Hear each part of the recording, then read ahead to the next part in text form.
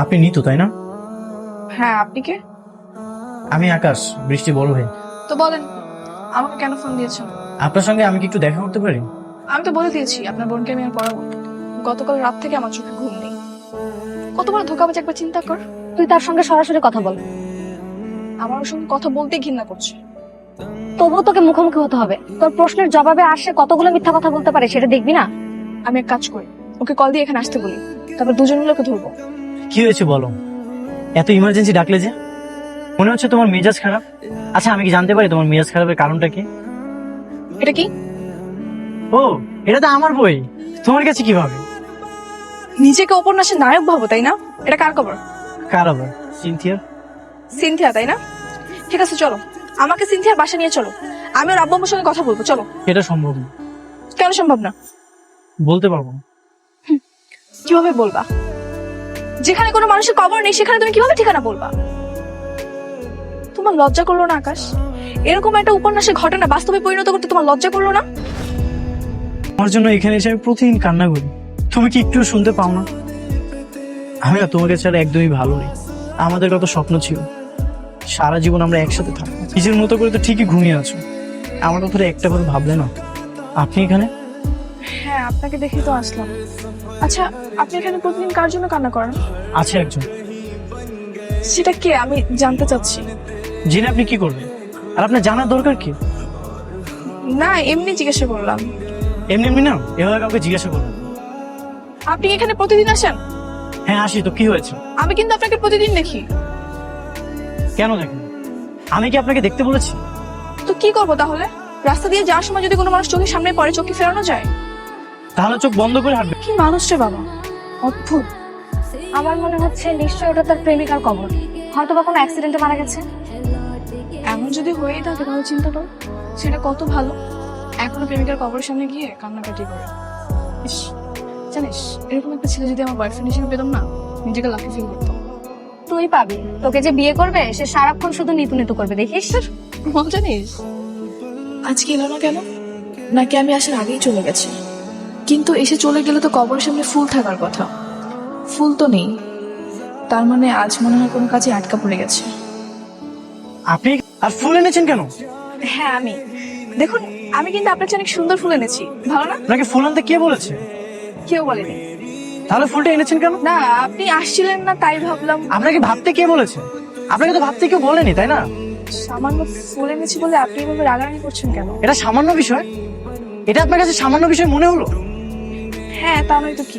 শোনেন, আপনি আর next time থেকে আমাদের বাসায় কখনো যাবেন না। আপনার বোনকে আর পড়াতেও যাবো না? না, যাবেন না। দরকার হলে আমি আমার বোনকে পড়াবো, তা আপনি আমাদের বাসায় যাবেন না। দেখুন, আপনি কিন্তু এবার বেশি বাড়াবাড়ি করছেন। হ্যাঁ করছি, আমার যা ইচ্ছা আমি তাই করব, তাতে আপনার কি?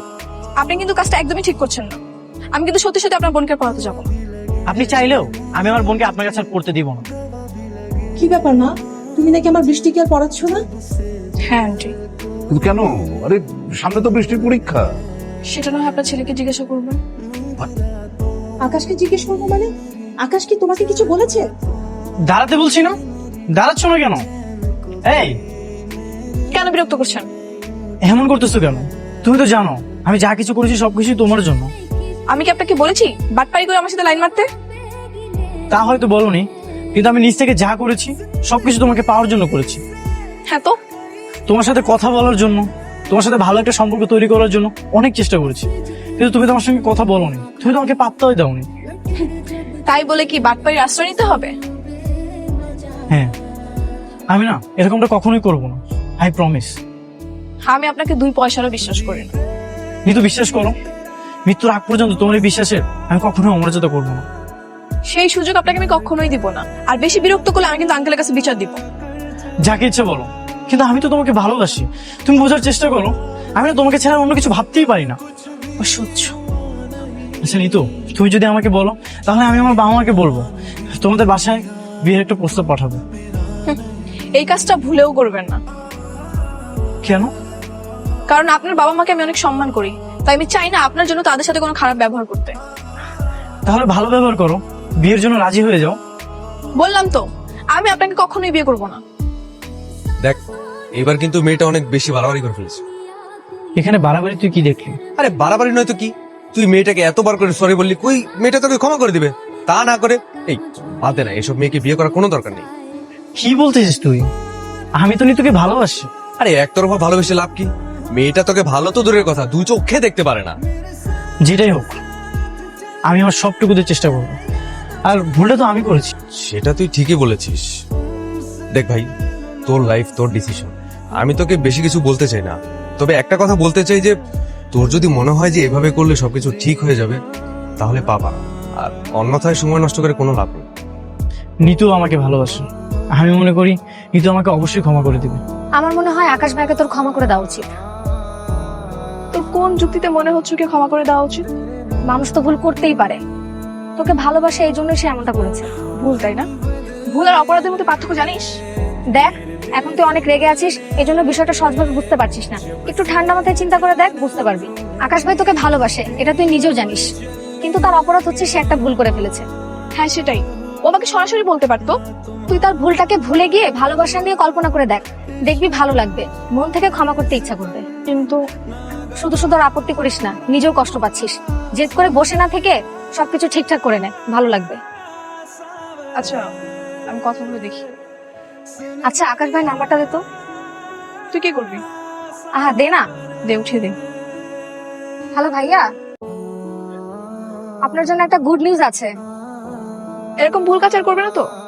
কখনোই করবো না। তুমি যদি আমার হয়ে যাও, তাহলে সৃষ্টিকর্তার দেওয়া সেরা উপহার হবে তুমি। এরকম ভালোবাসা সারা জীবন থাকবে তো, নাকি মাঝখানে ফাটল ধরবে? কি বলতেছো তুমি? তোমার জন্য ভালোবাসা থাকবে না তো কার জন্য থাকবে? আচ্ছা, তোমার বাবা মা আমাদের সম্পর্কটা মেনে নেবে? আরে মানবে না মানে? তারা তো তোমাকে অলরেডি পছন্দ করে, তুমি রাজি হলেই হলো। রাজি তো হবেই, কিন্তু তুমি তো এখন আমাকে প্রপোজ করো নাই। আসছে প্রপোজ না করেই প্রেম করতে। শোনো হে প্রিয়তম, তোমার হাতটা ধরে আমি আমার সারা জীবন পার করে দিতে চাই। তুমিও কি পার করবে আমার সাথে আমার জীবনে বাকিটা সময়? ভালোবাসি। আমিও তোমাকে ভালোবাসি। চলো আজ আমরা এই পুরো শহরটা ঘুরে দেখবো।